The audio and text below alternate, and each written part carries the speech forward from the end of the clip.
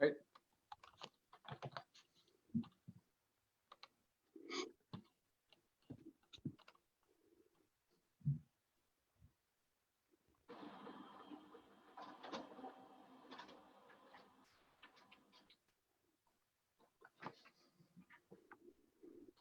Okay. Good evening. My name is Tomas Avila, and I welcome you to this chapter of a conversation that I have titled Latino Leadership 2020. And for the past few months, I've been sharing information regarding the success of the Latino community in regards to political empowerment and different achievements that the community has obtained throughout the last 20 years. And I had interviews with leaders in the community who had been part of those achievements and part of the advocacy towards those achievements. This month and next month, I decided to take a different route, and is to very much talk about the MBE program. As we know, the MBE program is a statewide program and it's a federal program at the same time that has some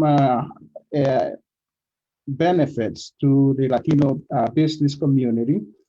And I decided to make this conversation because it is an important economy to our community, to the state. And I've been fortunate to have participated in a committee that the governor put actually last year. It was a one-year committee that was to look at access to capital and at the same time prompt payment for MBEs. And that was part of a larger committee that the government put in place back in 2017 that went even deeper and actually did large research and investigations about MBEs across the country. And they, based on those conclusions, the committee was to look into those two particular areas. And tonight, I have the privilege to have with me the Director of Administration for the State of Rhode Island, Director Brett Smiley, who, as I told him earlier, I appreciate taking time off his busy schedule to have this conversation. Welcome, Director Smiley. Thank you, Tomas. Appreciate the time. Yes, and I want to start, Director Smiley, by giving us a brief description of what is the Department of Administration, what does it do, and what is its responsibilities? So the Department of Administration is really the service provider for the rest of state government. We run kind of the whole back office. It has an important role in both budgetary and management decisions on behalf of state government.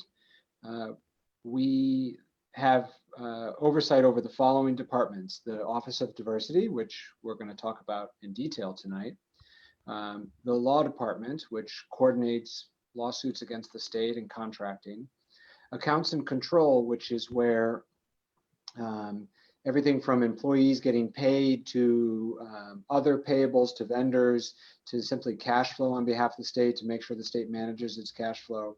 The Office of Management and Budget, which oversees budgeting for the entire state. The Purchasing Department, which again is a part of this conversation around minority participation. This is all statewide purchasing. Auditing, which is part of both our annual audit and then performance audits of key divisions. The Human Resources Department, so all state employees, their HR department is here at DOA. What we call DCAM, which is the Division of Capital Asset Maintenance, that is the agency responsible for all state facilities, both state offices, the fleet, vehicles, any property owned by the state. The state's IT department, which we call Do It, library services, cybersecurity, statewide planning, debt services, energy resources, and health source, the state's health insurance exchange. So it's a wide-ranging division that is really responsible for kind of the day-to-day running of government. And we support all of the other agencies, which for the most part have more specialized missions, like the Department of Environmental Management or Department of Transportation. So we serve as their central service provider. And it's very extensive responsibility that the department has and that you manage. And I want to add that, I very much taken into account that, with this pandemic, I would say that's an added responsibility that you also have in the department. And I want to start the conversation with, again, as I mentioned, I participated in a committees for a year that made some recommendations for the governor. And those recommendations were, again, from the previous work group that the governor put together. And I would like you to talk about the work group and give a little historical background as to why she put the work group together and what was achieved by the work group. Sure, thank you. And thank you for your service on particularly around the prompt payment pilot.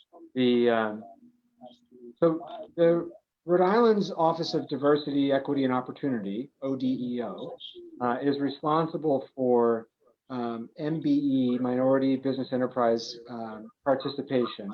And one of the things that we know is that the state is one of the largest purchasers of goods and services and provider of contracts in the state.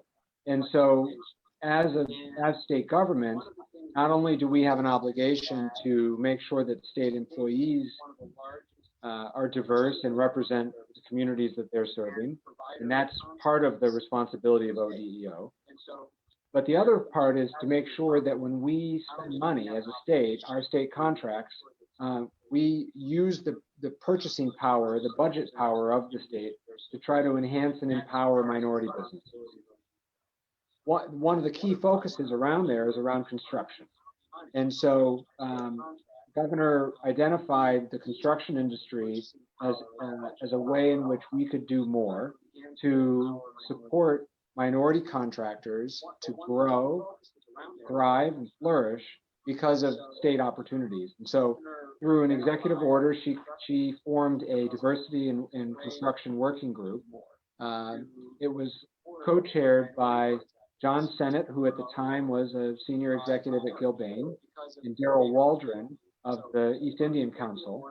And then there was a large group of community partners who participated in subcommittees, on committee, and served for a couple of years and really put forward some good work to try to both change statutes and get under covers to understand why is it difficult to do business with the state, what are some of the opportunities. One of the probably clearest accomplishments and most important accomplishments early on, at least, was to change the requirements around bonding in state construction. This was feedback that we heard regularly, that the state's requirements to post a performance bond for small construction projects was prohibitive for small contractors. And so an MBE who's maybe new or small in trying to get started, it became a barrier to actually bidding on state work because they couldn't afford or weren't yet in a place as a business where they could post that kind of bond. And so working together, because of the hard work of the working group, legislation was submitted and approved and passed that lifted the limit from $50,000 to $150,000 where there's a requirement for bonding. And what that has enabled us to do is for smaller projects, there's no bond required. And so smaller firms, and in this case, many MBEs, are able to participate without having to hit that other barrier, that other requirement. The other strong accomplishment is the creation of the MBE pilot payment program. So next to bonding, perhaps the other thing that we heard most frequently is that the state's payment schedule makes it difficult for MBEs to be able to afford to do business with the state because we pay generally 30 days and sometimes not exactly 30 days. And so if you're a small firm, you have employees who expect to get paid every week. And so if you're waiting a month to get paid by the state, you might not be able to afford to take that business because you can't afford to pay your crew every Friday. And so we started a pilot program to pay weekly. Now, this is something that we have more work to do. We think it was a success, and we would like to expand it. This year, and you made reference, Tomas, to COVID. Everything is a little sideways this year, so we don't currently have a new state budget, and we had hoped to expand the pilot program in this year's budget.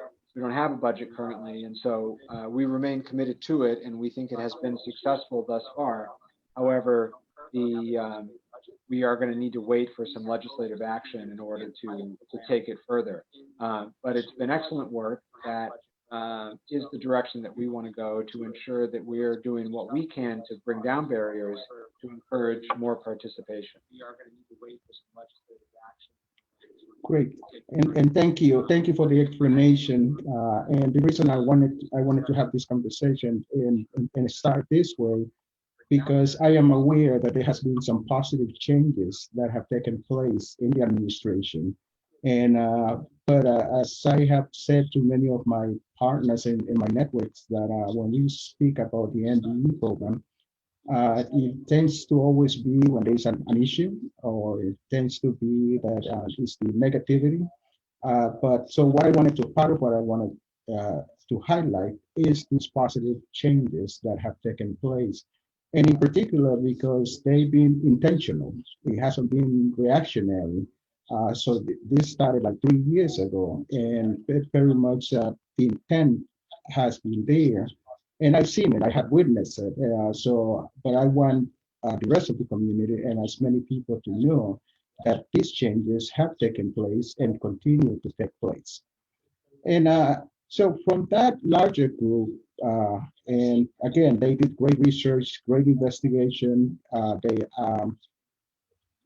They made recommendations. One of them, as you mentioned, it was the front payment, and the other that I remember was access to capital.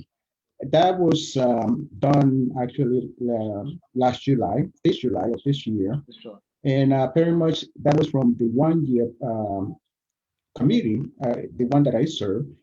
But again, those suggestions came from the larger committee. And I just noticed that the final report was put out last week about the committee's result. And I would like you to talk about that, about the recommendations made and the subcommittee that was formed from the larger group. Right. Yeah, as you point out, all of this was, and it takes a certain amount of patience, and this is 3 years worth of work, and there's more work left to be done. But it has been a priority of the governor, but it's also been, as you point out, community led. And so the work has not finished. The one thing I would also mention is that the office, the ODEO, is continuing to look for a new leader, and we will have a new director here very soon. Right now, a long-term leader in the department is the acting director while we recruit a terrific new leader, and so this will remain a priority and will be front and center for the new leader to prioritize as we move forward. And so please know that we remain committed to this work, because we know that it is ongoing. The Access to Capital Subcommittee, which is part of the final report and final recommendations, was a terrific effort led by you and Matt Vargas originally, and included Denise Barge, Carrie Bennett, Cheryl Burrell, Ron Crossan, Dorinda, who's the acting director, and Elvis Ruiz. And the problem that we were trying to solve, that you were trying to solve, was around bridging cash flow gaps. And so we recognized that there were some hurdles that needed to be overcome, including the state's computer systems um, and other system problems here. But we were excited about the work that you were able to put forward. And so you and your committee took into account some of the funding models that existed, both revolving loan funds, grants, and then the MBE payment program, which I made reference to already, and brought up the suggestions about what if we were able to make funds available in advance so that the capital issue was addressed from the outset, so that more people could participate. There was some terrific work that's included in the final report, and I would encourage everyone to look at it on the ODDO website. The other things that you looked at were around regulations, and the prompt payment legislation and the relationship between the MBE and the prime contractor, excuse me, are other things that we're taking a look at to make sure that that our in many cases, the minority business enterprise is the subcontractor to a prime contractor. And so ensuring that the state, who's paying in most cases the prime contractor, that the prime pays the sub promptly is another important barrier. And so we've looked at what role can ODEO, this office I keep referencing, the Office of Diversity, what role can they play in helping sign off on to require prompt payment. And so we are continuing to work through that, and we'll be working with the new leader on that as well. The final piece that I was so glad that the subcommittee brought forward was that we learned a few things through the COVID crisis. We learned ways to frankly cut red tape through the COVID crisis. Because of the crisis, we were able to just kind of get some things done. And I think we've learned in state government, maybe some of all of these things aren't always required. Many of the regulations and processes that we have in place are there for a good reason, but maybe they haven't been looked at in a while. And so we're taking a chance to go back through some of our other regulations now that we've had to do things fast because of the public health crisis, to say, well, maybe this is a lesson learned that we can take forward. And I think it will come into play with the work that ODEO does and the state contracting that we've done. And thank you. And you mentioned the suggestions, the recommendations that were done for the access to capital. And what I found interesting was that part of the biggest chunk of the recommendation that we made around grants is very much the model that was put in place by the governor to help small businesses.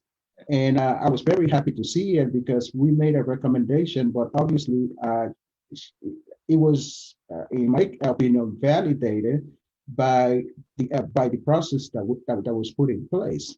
And at the same time, as you mentioned, with COVID, many changes were made, decisions were arrived that usually take years to make. But just you say, and that's the reality, COVID speeded up everything. COVID changed, the way we all operate. But again, I was very happy to see the grant program because that was one of the recommendations made. Because many individuals, again, just like what happened with the bonding, we realized, and the administration also accepted that, in many cases, with access to capital, getting access to it is very difficult. But most importantly, in many cases, paying it back. And not paying it back because people don't want to pay it back, but it's some of the delays that you mentioned in your presentation that causes many businesses to, default. And Right. so the goal, again, from the administration is to address that and to change to benefit the MBE community and improve, not only access to capital, but access to grow their business and at the same time expand their businesses across the state. Yeah, and if I could add, just Anything else for that? with the COVID grants, we've specifically engaged community partners to help spread the word to make sure that minority businesses, not just contractors in this case, all impacted businesses, are aware of these grants, to make sure that they can access them, and to think back about the prompt payment and the interaction between the two, where the state needs to pay on time so that vendors can pay their employees. But the solution to that is to build up the business so that it's big enough that it has capital at the beginning that it can keep paying while it's waiting on payment. And so, as you rightly point out, the goal is not to. It's not the concern is not that we don't think people can't repay loans. It's that they need to have a pile of working capital so that they can continue to be bidding on and working on jobs and keep growing and thriving and hiring more people, which is, the focus on the economy has been the governor's top priority. And unfortunately, because of the COVID, we're going to have to do it all over again. We were doing pretty well there for a while, and now we have to start over again. But that's okay, and we're going to dig down and do it again. But we know that all Rhode Island businesses, in particular MBEs, are going to need help to get through this time and to start back up again. Exactly. And there was one a third segment to it that I know the recommendations were not part of this, but initially there were three segments to it, which the access to capital, prompt payment, and the other one was technical assistance. And I am aware that the technical assistance is taking place, and it's in very much the research has been done, and it's a matter of time to implement it. But again, it's taken into account that that's another segment that is needed, not only in the MBA community, in all in all businesses. So if you can touch a little bit about that segment also. Yeah. So the ODEO office has in the past and will continue in the future provide technical assistance, matchmaking, helping people learn start to finish how to get certified as an MBE, how does the state procurement process work, how do you bid on state business, to not miss opportunities to bid on state business, what are the requirements, and then through partnership with Commerce, they have multiple programs, including programs right now in COVID on technical assistance programs, and with some actual specifically designated programs for MBEs to help adapt their businesses for what everyone calls the new normal for the COVID world. So if you were a retail business, how do you start to get your products available to sell online? If you need to make physical alterations to your restaurant in order to accommodate the new regulations, we have partnered with community partners, and we're actually putting out a new RFP soon for more providers to provide this technical assistance. And ODEO will continue to do the work of training, educating, and helping people learn how to do business with the state, because for us, it's a win-win. It's good for the state to have a healthy vendor community and an MBE community that's growing and getting business and hiring people and frankly paying taxes and being in the state. But it's also good for us because the more people who bid on products and projects, the more likely are that those prices are competitive and it's fair to the taxpayer. And we're getting the best price and the highest quality service, which means that we're using your hardworking tax dollars well and efficiently.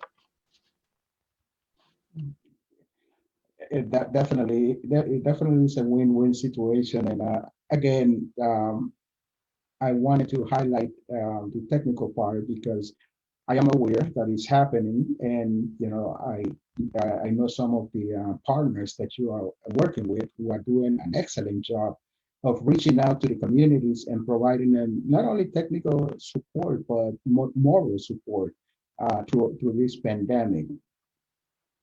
I know you're very busy, and as I mentioned earlier, I thank you for taking the time to actually have this conversation.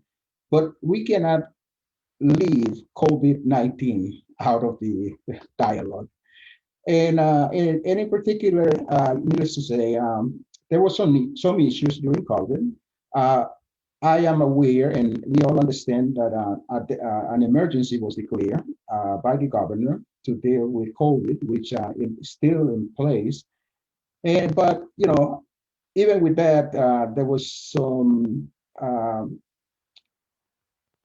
some uh, some disagreements and some, in many cases, felt disqualification of the MBE program through the COVID investments.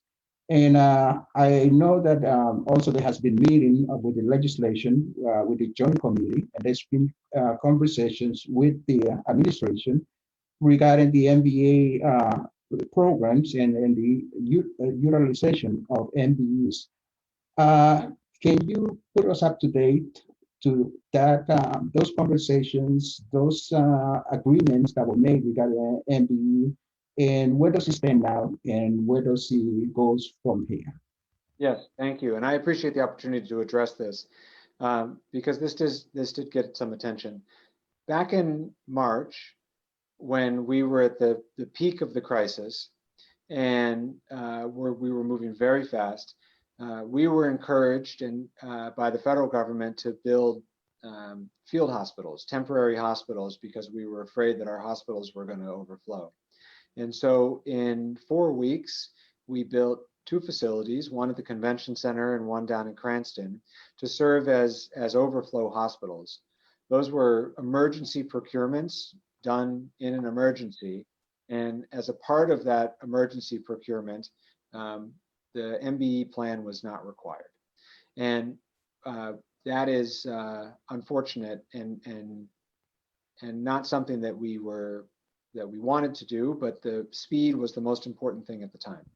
Um, there has been some misunderstanding that the MBE requirement has been waived or eliminated for all COVID work.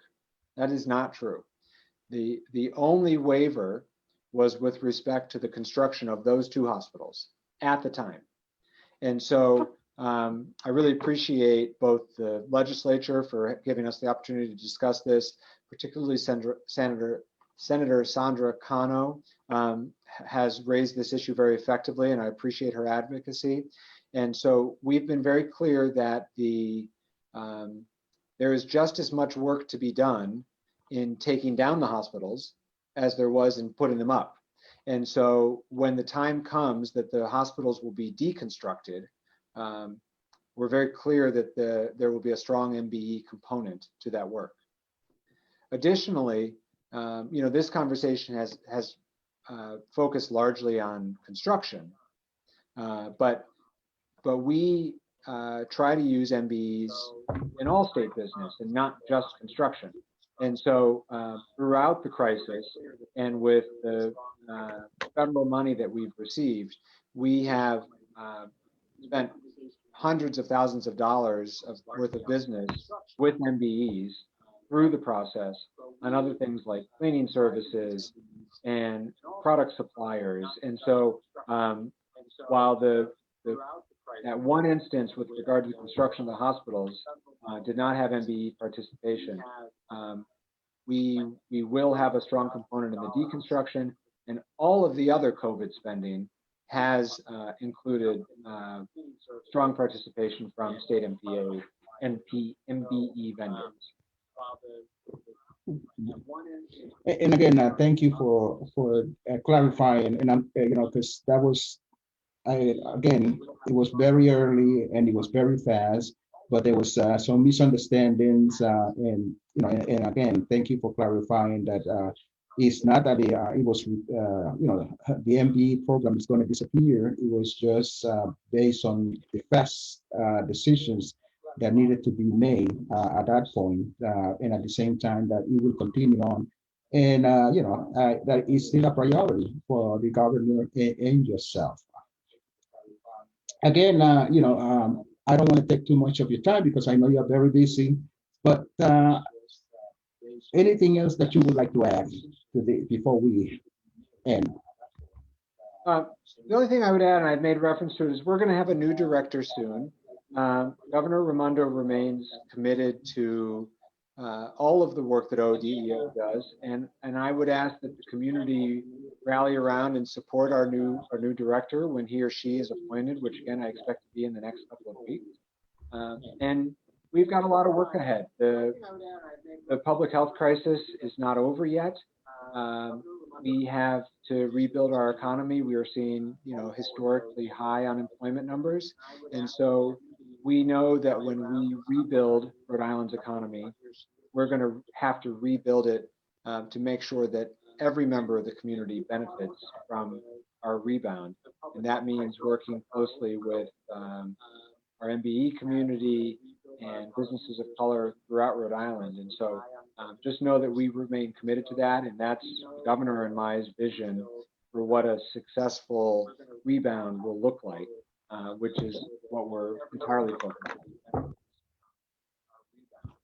Thank you. And before we end, I want to remind the listeners out there that my next conversation is Thursday, October 1st, and my guests are going to be Oscar Mejias, president of the Hispanic Chamber of Commerce, and Doris Blanchard from Commerce RI.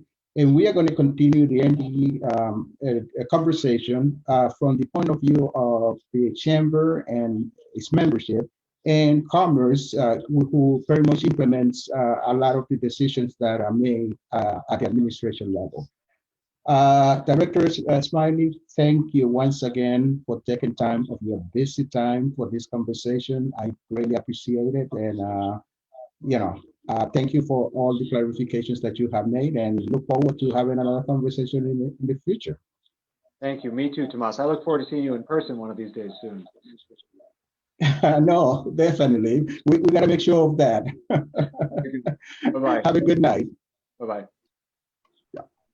No.